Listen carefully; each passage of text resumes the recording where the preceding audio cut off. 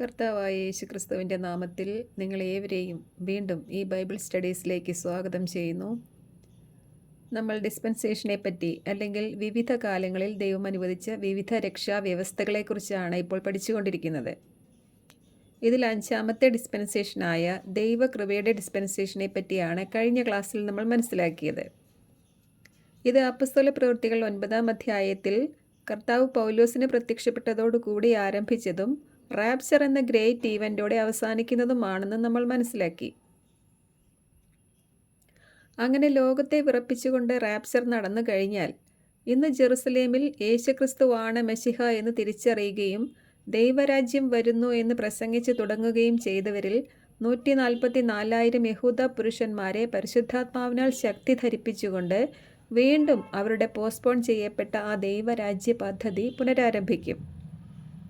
അപ്പോസ്തല പ്രവൃത്തികൾ 2-ാം അധ്യായത്തിൽ അത്ഭുതങ്ങളാലും അടയാളങ്ങളാലും വീര്യപ്രവൃത്തികളാലും ആരംഭിച്ചു എങ്കിലും നീട്ടിവെക്കപ്പെട്ട ആ ദൈവരാജ്യം വീണ്ടും അതേ ഫോഴ്സിൽ ഈ 144,000 പേർ വഴി വീണ്ടും ജെറുസലേമിൽ ആരംഭിക്കുകയും ലോകത്തിൻ്റെ അതിർത്തികൾ വരെ അവർ സുവിശേഷം, ആ ദൈവരാജ്യ സുവിശേഷം പ്രസംഗിക്കുകയും ചെയ്യും. ദൈവരാജ്യം വരുന്നു എന്നതാണ് ദൈവരാജ്യ സുവിശേഷം. അവരുടെ പ്രസംഗങ്ങളോടൊപ്പം 7 കാഹളങ്ങളിലെ പ്രശ്നങ്ങളും സംഭവിച്ചു തുടങ്ങും. അതിൻ്റെ ആരംഭത്തിൽ ഇതുവരെ ഇല്ലാത്ത തരം ഇടിമുഴക്കങ്ങളും മിന്നൽ പിണരുകളും ഭൂമി കുലുക്കവും ഭൂമിയിലെങ്ങുമുണ്ടാകും. തുടർന്ന് ഭൂമിയിൽ വ്യാപകമായ രീതിയിൽ തീയും കന്മഴയും ഉണ്ടാകും. തുടർന്ന് പലയിടങ്ങളിലും വെള്ളം മലിനമാക്കപ്പെടും. അന്ധകാരം ലോകമെങ്ങും വ്യാപിക്കും. ശേഷം 5-ാം കാഹളത്തിൽ 5 മാസത്തെ തേള് കുത്തുന്ന പോലെയുള്ള പീഡകളാണ് നടക്കുന്നത്. ഈ പ്രവചനങ്ങൾ ലോകത്തിലെ ഏതെങ്കിലും മനുഷ്യർ പ്രവചിച്ച കാര്യങ്ങളല്ല, യേശുക്രിസ്തു വെളിപ്പെടുത്തി തന്ന പ്രവചനങ്ങളാണ്. അതുകൊണ്ട് ഇതൊന്നും പാളിപ്പോകുന്ന പ്രവചനങ്ങളല്ല. ഇതെല്ലാം ഭൂമിയിൽ ഉടനെ സംഭവിക്കുക തന്നെ ചെയ്യും. തുടർന്ന് 6-ാം കാഹളത്തിലാണ് 1/3 മനുഷ്യർ മരിക്കുന്ന ഭീകര യുദ്ധം നടക്കാൻ പോകുന്നത്. നടക്കാനിരിക്കുന്ന ആ ഭീകര യുദ്ധത്തിന് മുൻപുള്ള യുദ്ധങ്ങളും യുദ്ധശ്രുതികളുമാണ് ഇന്ന് നമ്മൾ കാണുന്നതും കേൾക്കുന്നതും. എന്നാൽ വരാനിരിക്കുന്ന ആ യുദ്ധത്തിലോ മറ്റു ബാധകളാലോ ഒന്നും ഒരു ദോഷവും സംഭവിക്കാതിരിക്കാൻ വേണ്ടിയാണ് ഈ 144,000 പേരെ ആദ്യമേ മുദ്രയിടുന്നത്. അവർ ദൈവരാജ്യം വരുന്നു എന്ന സുവിശേഷ പ്രസംഗകരാണ്, അപ്പസ്തോലന്മാരാണ്.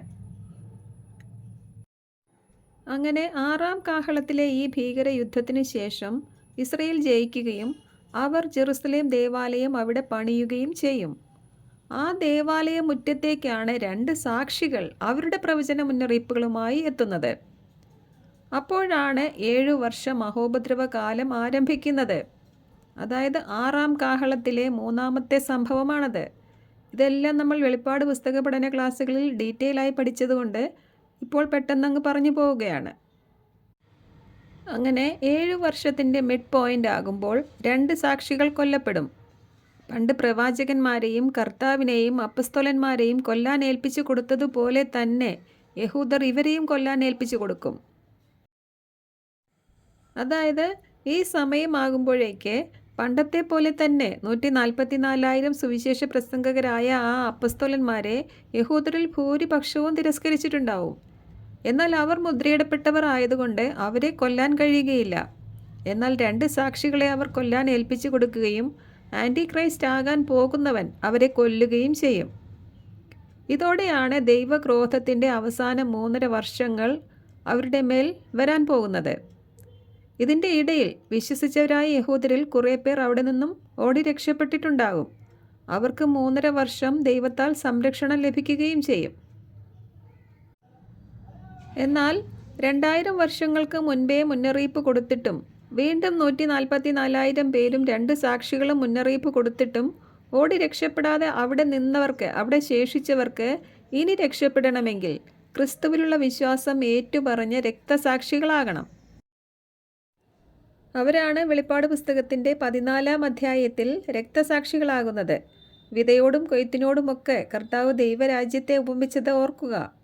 ഇവിടെ ആ വിളവെടുപ്പാണ് നടക്കുന്നത്, അല്ലെങ്കിൽ അവസാന കൊയ്ത്താണ് ഈ 14-ാം അധ്യായത്തിൽ കാണിച്ചിരിക്കുന്നത്. അങ്ങനെ ബൈബിളിൽ ഉടനീളം മുന്നറിയിപ്പ് നൽകിയതും ലോകാരംഭം മുതൽ ഇന്നേ വരെ സംഭവിച്ചിട്ടില്ലാത്തതുമായ ആ ഭീകര ദിവസങ്ങളിലൂടെ ഇസ്രയേലും ലോകം മുഴുവനും കടന്നുപോകും. വെളിപ്പാട് പുസ്തകത്തിൻ്റെ 13-ാം അധ്യായത്തിലാണ് 3.5 വർഷത്തെ ഈ ആൻറ്റി ക്രൈസ്റ്റ് കിങ്ഡം ഉണ്ടാകുന്നതും ആ ഭീകര ദിവസങ്ങൾ നിറവേറുന്നതും. അതായത് 7-ാം കാഹളം മുഴക്കിയ സമയം മുതൽ. 7 എന്ന നമ്പർ യഹൂദരുമായി പ്രത്യേകം റിലേറ്റഡ് ആണെന്ന് നമ്മൾ മുമ്പ് പഠിച്ചതെല്ലാം ഈ സമയത്ത് ഓർക്കുക. ശേഷം 7 കലശ ന്യായവിധികളും നടക്കും. ആ ന്യായവിധികളിൽ, അതായത് ആ 7 കലശ ന്യായവിധികളിലെ 7-ാമത്തെ കലശ ന്യായവിധിയിൽ എതിർ ക്രിസ്തുവിനോട് ചേർന്ന് മലിനപ്പെട്ട് മഹാവേശ്യയായി മാറി മഹദിയാം ബാബിലോൺ എന്ന് വിളിക്കപ്പെട്ട ഇസ്രയേലിലെ അവിശ്വസ്ത ജനത്തിൻ്റെ ന്യായവിധിയാണ് അവിടെ നടക്കുന്നത്. അവർ ആരുടെ കൂടെ മലിനപ്പെട്ടുവോ അവരാൽ തന്നെ, ആ എതിർ ക്രിസ്തുവിനാൽ തന്നെയാണ് അവരുടെ ന്യായവിധി ദൈവം നടത്തിക്കുന്നത്. ദൈവത്തെ തിരസ്കരിച്ചവരെ എല്ലാം സാത്താന് വിട്ടുകൊടുക്കുന്ന ദിവസങ്ങളാണത്. ഇപ്പോൾ മനസ്സിലാവുന്നുണ്ടോ കർത്താവ് ക്രൂശിക്കപ്പെട്ട ആ മഹാനഗരം എങ്ങനെയാണ് മഹാബാബിലോണായി മാറിയതെന്ന്? വെളിപ്പാട് പുസ്തകത്തിൽ ഒരു മഹാനഗരം മാത്രമേയുള്ളൂ. അത് കർത്താവ് ക്രൂശിക്കപ്പെട്ട ആ മഹാനഗരം തന്നെയാണ്, ജെറുസലേം സിറ്റിയാണ്. അവരാണിപ്പോൾ മഹാബാബിലോണായി മാറിയിരിക്കുന്നത്. അതായത് കർത്താവ് ക്രൂശിക്കപ്പെട്ട മഹാനഗരത്തിലെ യഹൂദർ എതിർ ക്രിസ്തുവിനോട് ചേർന്ന് മഹാവേശ്യയായി മഹാബാബിലോണായി. അവരെയാണ് സാത്താൻ ഏൽപ്പിച്ചു കൊടുക്കുന്നത്. അവനെക്കൊണ്ട് അവരെ അഗ്നിക്കിരയാക്കുകയാണ്. അപ്പോൾ മനസ്സിലാക്കുക, വെളിപ്പാട് പുസ്തകത്തിൽ മറ്റൊരു മഹാനഗരമില്ല. കർത്താവ് ക്രൂശിക്കപ്പെട്ട മഹാനഗരത്തിലെ ആളുകൾ ആൻറ്റി ക്രൈസ്റ്റിനോട് ചേർന്ന് മഹാവേശ്യയായി മാറിയതുകൊണ്ട് നടക്കുന്ന ന്യായവിധിയാണ് ഇവിടെ കാണിക്കുന്നത് 17-18 അധ്യായങ്ങളിൽ. അങ്ങനെ ആ ഭീകര ദിവസങ്ങൾക്കൊടുവിൽ വാനമേഘങ്ങളിൽ ശക്തിയോടും മഹത്വത്തോടും കൂടിയുള്ള ക്രിസ്തുവിൻ്റെ സെക്കൻഡ് കമ്മിങ് നടക്കും. ഈ സമയത്താണ് ജാതീയ രാജ്യങ്ങൾക്കും രാജാക്കന്മാർക്കും എതിരായി യേശുക്രിസ്തു നടത്തുന്ന നിർണായകമായ ഹർമഗദോൻ യുദ്ധം നടക്കുന്നത്. ക്രിസ്തുവിനെതിരെ ഹർമഗദോനിൽ കൂടിയ ഭൂരാജാക്കന്മാരും സൈന്യാധിപന്മാരും എല്ലാമാണ് ഈ സമയത്ത് ഭൂമിയിൽ നിന്നും തുടച്ചു നീക്കപ്പെടുന്നത്.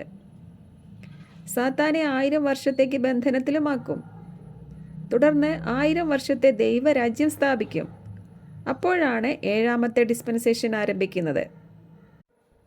അപ്പോൾ ഇന്നത്തെ വിഷയം നമ്മുടെ റാപ്ചറിന് ശേഷം സംഭവിക്കാനിരിക്കുന്ന 6-ാമത്തെ ഡിസ്പെൻസേഷനായ മഹോപദ്രവകാല ഡിസ്പെൻസേഷനാണ്. അതിൽ തന്നെ ഉഗ്രപീഡനത്തിൻ്റെ ദിവസങ്ങൾ അവസാന 3.5 വർഷങ്ങളാണെങ്കിലും ആ ഡിസ്പെൻസേഷനെ ഒന്നാകെ 7 വർഷ മഹോപദ്രവകാലം അല്ലെങ്കിൽ 7 ഇയർ ട്രിബുലേഷൻ പീരീഡ് എന്നാണ് നമ്മൾ പറയാറുള്ളത്. അതുപോലെ തന്നെ റാപ്ചർ നടന്നു കഴിഞ്ഞാൽ ഉടനെ അല്ലെങ്കിൽ പിറ്റേ ദിവസം മുതൽ 7 വർഷ മഹോപദ്രവകാലം ആരംഭിക്കുകയില്ല എന്ന് നമ്മൾ മനസ്സിലാക്കിയതാണ്. നമ്മുടെ റാപ്ചറിന് ശേഷം ഉടനെ തന്നെ യോഹന്നാൻ കാണുന്നത് ആ 144,000 യഹൂദ പുരുഷന്മാരെ മുദ്രയിടുന്ന കാഴ്ചയാണ്. അവരുടെ ഒരു സുവിശേഷ പ്രസംഗ കാലം ഇതിൻ്റെ രണ്ടിൻ്റെയും ഇടയിലുണ്ട്. അതായത് റാപ്ചറിനും 7 വർഷ മഹോപദ്രവകാലത്തിനും ഇടയിൽ മറ്റൊരു 7 വർഷം അവർക്കായി മാറ്റിവെച്ചിട്ടുണ്ടാകും. അത് അവർക്ക് സുവിശേഷം പ്രസംഗിക്കേണ്ട കാലമാണ്. അവരെയും യഹൂദർ തിരസ്കരിക്കുമ്പോഴാണ് 7 വർഷം തുടങ്ങുന്നത് തന്നെ. അതായത് 6-ാം കാഹളനാദം മുഴക്കിയ ശേഷമാണ് 7 വർഷ മഹോപദ്രവകാലം ആരംഭിക്കുകയുള്ളൂ. അതായത് 2 7 വർഷങ്ങളുടെ ആവർത്തനങ്ങൾ അവരുടെ ഹിസ്റ്ററിയിൽ ഉണ്ടെന്ന് നമ്മൾ മനസ്സിലാക്കി. അവരുടെ ശൈശവകാലത്ത് ജോസഫ് കണ്ട സ്വപ്നം പോലെ അവരുടെ വാർദ്ധക്യത്തിലും ഉണ്ടാകാൻ പോകുന്ന 2 7കളുടെ ആവർത്തനങ്ങളാണ് ആ സ്വപ്നത്തിലൂടെ അവർക്ക് കാണിച്ചു കൊടുത്തത്. അവരുടെ സ്വപ്നങ്ങൾ വെറും സ്വപ്നങ്ങളല്ല, ദർശനങ്ങളാണ്. ജോസഫിൻ്റെ സ്വപ്നത്തിൽ 7 സമൃദ്ധിയുടെ വർഷങ്ങളും പിന്നെ 7 കഠിന ക്ഷാമത്തിൻ്റെ വർഷങ്ങളും ഉണ്ടായതുപോലെ ഈ ഡിസ്പെൻസേഷനിൽ ആദ്യത്തെ 7 വർഷങ്ങൾ 144,000 പേരാൽ വചന സമൃദ്ധിയുടെ 7 വർഷങ്ങൾ അവർക്ക് നൽകും. എന്നാൽ അവർ അതും തിരസ്കരിക്കുന്നത് കൊണ്ട് ശേഷം അടുത്ത 7 വർഷങ്ങളിൽ അവർ കഠിനമായ ദിവസങ്ങളിലൂടെ കടന്നു പോകും. അതിനു മുൻപായി മുദ്രയിടപ്പെട്ട ഈ 144,000 പേർ ഇസ്രയേൽ പ്രസവിക്കുന്ന അവരുടെ അന്നത്തെ ആദ്യ ഫലമായി ഇവിടെ നിന്ന് നമ്മളെപ്പോലെ തന്നെ സ്വർഗത്തിലേക്ക് റാപ്ചറായിട്ടുണ്ടാവും. അതാണ് വെളിപ്പാട് പുസ്തകത്തിൻ്റെ 12-ാം അധ്യായത്തിൽ കാണിച്ചിരിക്കുന്നത്. ഈ 144,000 യഹൂദ പുരുഷന്മാരെയാണ് അവിടെ ആൺകുട്ടി എന്ന് വിളിച്ചിരിക്കുന്നത്, മെയിൽ ചൈൽഡ്. അല്ലാതെ യേശു ക്രിസ്തു അല്ല ഈ മഹോപദ്രവ മധ്യത്തിൽ സ്വർഗത്തിലേക്ക് എടുക്കപ്പെടുന്നത്. യേശു ക്രിസ്തു സ്വർഗത്തിൽ നിന്നുകൊണ്ട് മുദ്രകൾ ഓരോന്നോരോന്നായി തുറക്കുമ്പോഴാണ് ഇതെല്ലാം സംഭവിക്കുന്നത്. അതുകൊണ്ട് ഇത് വെളിപ്പാട് പുസ്തകമാണെന്ന് മനസ്സിലാക്കി തെറ്റായ വ്യാഖ്യാനങ്ങളിൽ നിന്നെല്ലാം ഒഴിഞ്ഞു നിൽക്കുക. ലജ്ജിക്കാനിടയാകാത്ത വേലക്കാരായി നിൽക്കാൻ എല്ലാവരും ശ്രദ്ധിക്കുക. ഇനി ഈ മഹോപദ്രവകാല ഡിസ്പെൻസേഷനിൽ ഓരോ ഡിസ്പെൻസേഷനിലും ഉണ്ടാകുമെന്ന് പറഞ്ഞ 6 പോയിന്റ്സ് എങ്ങനെയാണ് നിവൃത്തിയാകുന്നത് എന്ന് നമുക്ക് നോക്കാം. ഒന്നാമത്തെ പോയിന്റ് എന്താണ്? ഓരോ ഡിസ്പെൻസേഷനിലും ദൈവം ചില കൽപ്പനകൾ നൽകിയിട്ടുണ്ടാകും. എന്താണ് ഈ 6ാമത്തെ ഡിസ്പെൻസേഷനിലെ ദൈവകൽപ്പനകൾ? ഇത് യഹൂദരുടെ രക്ഷാകാലമാണ്. ന്യായപ്രമാണം ഉണ്ടാകും. കൂടാതെ അവർ യേശുക്രിസ്തുവിൽ വിശ്വസിക്കണം. അതും കൂടാതെ സാത്താൻ പ്രവേശിച്ച ആ മൃഗത്തെയോ അതിൻ്റെ പ്രതിമയെയോ ആരാധിക്കാനോ നെറ്റിയിലോ കയ്യിലോ അതിൻ്റെ നാമമുദ്ര സ്വീകരിക്കാനോ പാടില്ല. അങ്ങനെ ചെയ്താൽ രാപ്പകൽ ഒരാശ്വാസവുമില്ലാതെ നിത്യകാലം അഗ്നിയാലും ഗന്ധകത്താലും പീഡിപ്പിക്കപ്പെടും. 144,000 പേരും 2 സാക്ഷികളും ഒടുവിൽ ദൂതന്മാർ വഴിയും ഇക്കാര്യങ്ങൾ അന്ന് ജനത്തെ അറിയിക്കും. ഇതാണ് അന്നത്തെ ദൈവകൽപ്പന. ഇനി 2ാമത്തെ പോയിന്റ് എന്താണ്? ജനങ്ങൾ ഈ ദൈവകൽപ്പന ലംഘിക്കും. ഭൂരിപക്ഷം പേരും അവൻ്റെ ആരാധകരും അവൻ്റെ മുദ്ര സ്വീകരിച്ചവരുമാകും. ഇനി 3ാമത്തെ പോയിന്റ് എന്താണ്? ഇങ്ങനെ മനുഷ്യരുടെ ലംഘനം പൂർത്തിയാകുമ്പോൾ ദൈവം ന്യായവിധി അയക്കും. ഈ തവണത്തെ ന്യായവിധി എന്താണ്? മൃഗത്തിൻ്റെ കൂടെ കൂടി മഹാബാബിലോൺ ആയി മാറിയ ഇസ്രയേൽ ജനത്തിൻ്റെ ന്യായവിധി അവനെ കൊണ്ട് തന്നെ ചെയ്യിക്കും. അതാണ് വെളിപ്പാട് 17-18 അധ്യായങ്ങളിലായി വിവരിച്ചിരിക്കുന്നത്. ശേഷം മൃഗത്തിൻ്റെയും അവൻ്റെ കൂടെയുള്ള ജാതികളുടെയും ന്യായവിധിക്കായി കർത്താവ് നേരിട്ട് വരികയാണ്. കർത്താവിൻ്റെ സെക്കൻഡ് കമ്മിങ്ങിൽ നടക്കുന്ന ആ ഹർമഗദോൻ യുദ്ധത്തോടെ അവരുടെ ന്യായവിധിയും നടക്കും. അങ്ങനെ മൃഗത്തെയും വ്യാജപ്രവാചകനെയും നരകത്തിലേക്ക് നിത്യാഗ്നിയിലേക്ക് എറിയുകയും ചെയ്യും. സാത്താനെ 1000 വർഷത്തേക്ക് ബന്ധനത്തിലാക്കുകയും ചെയ്യും. ഇനി 4ാമത്തെ പോയിന്റ് എന്താണ്? ആ ന്യായവിധി മനുഷ്യചരിത്രം മാറ്റുന്ന ഒരു ഗ്രേറ്റ് ഈവൻ്റ് ആയിരിക്കും. തീർച്ചയായും മൃഗതുല്യരായ മനുഷ്യരെ എല്ലാം ഒഴിവാക്കുകയും സാത്താനെ ബന്ധനത്തിലുമാക്കിയിരിക്കുന്ന ഈ സമയം മുതൽ 1000 ആണ്ട് രാജ്യം, ദൈവരാജ്യം വരാൻ പോവുകയാണ്. മനുഷ്യചരിത്രം വീണ്ടും അവിടെ മാറാൻ പോവുകയാണ്. ഇനി 5ാമത്തെ പോയിന്റ് എന്താണ്? ഈ ന്യായവിധിക്ക് ശേഷം ദൈവം പുതിയൊരു ഡിസ്പെൻസേഷനും പുതിയൊരു ആരംഭവും കുറിക്കും. ഇതോടെയാണ് 7ാമത്തെ ഡിസ്പെൻസേഷനായ 1000 ആണ്ട് ആരംഭിക്കുന്നത്. അപ്പോൾ മുതൽ ഇസ്രയേൽ പുനഃസ്ഥാപിക്കപ്പെടും. യഹൂദർ ലോകത്തെ വാഴും. അന്നു മുതൽ ജാതികളിൽ ശേഷിച്ചവർ സത്യദൈവത്തെ സേവിക്കാൻ ജെറുസലേമിലേക്ക് വരും. സത്യദൈവം ആരാണെന്ന് ഭൂമിയിലുള്ളവരെല്ലാം അറിയുന്ന ദിവസങ്ങളാണത്. ഇനി 6ാമത്തെ പോയിന്റ് എന്താണ്? ഈ ഡിസ്പെൻസേഷണൽ ചേഞ്ച് നടക്കുന്ന സന്ദർഭങ്ങളിലെല്ലാം ദൈവം സ്വർഗത്തിൽ നിന്ന് ഭൂമിയിലേക്ക് ഇറങ്ങി വന്നിട്ടുണ്ടാകും. ഇവിടെ യേശു കർത്താവ് സ്വർഗത്തിൽ നിന്ന് ഇറങ്ങി വന്നിട്ടാണ് ശത്രുക്കളെ എല്ലാം നിഗ്രഹിക്കുന്നതും 1000 ആണ്ട് രാജ്യം സ്ഥാപിക്കുന്നതും. ഈ സമയം മുതൽ 1000 വർഷത്തേക്ക് ഭൂമിയിൽ സമാധാനമുണ്ടായിരിക്കും. അങ്ങനെ 7ാമത്തെ ഡിസ്പെൻസേഷൻ അവിടെ ആരംഭിക്കുകയാണ്. അതേപ്പറ്റി ഇനി അടുത്ത ക്ലാസ്സിൽ പറയാം. അപ്പോൾ ഈ 6 കാര്യങ്ങൾ ഓരോ ഡിസ്പെൻസേഷനിലും നടക്കുന്നത് ശ്രദ്ധിക്കുക. വീണ്ടും വീണ്ടും ഈ ക്ലാസ്സുകൾ കേട്ട് കാര്യങ്ങൾ ഗ്രഹിക്കുക. ഈ ക്ലാസ്സുകളെല്ലാം ഇംഗ്ലീഷിലും കൂടെ ചെയ്യണമെന്നാവശ്യപ്പെട്ടവർക്കായി വരും ദിവസങ്ങളിൽ ഇതെല്ലാം ഇംഗ്ലീഷിലും കൂടെ ചെയ്യണമെന്ന് ആഗ്രഹിക്കുന്നുണ്ട്. ഇതെല്ലാം ഈ ക്ലാസ്സുകളെല്ലാം അറിയുന്നവർക്കെല്ലാം അയച്ചു കൊടുക്കാൻ ശ്രദ്ധിക്കുക. വീണ്ടും കാണാം. ദൈവം ഏവരെയും അനുഗ്രഹിക്കട്ടെ. ആമേൻ.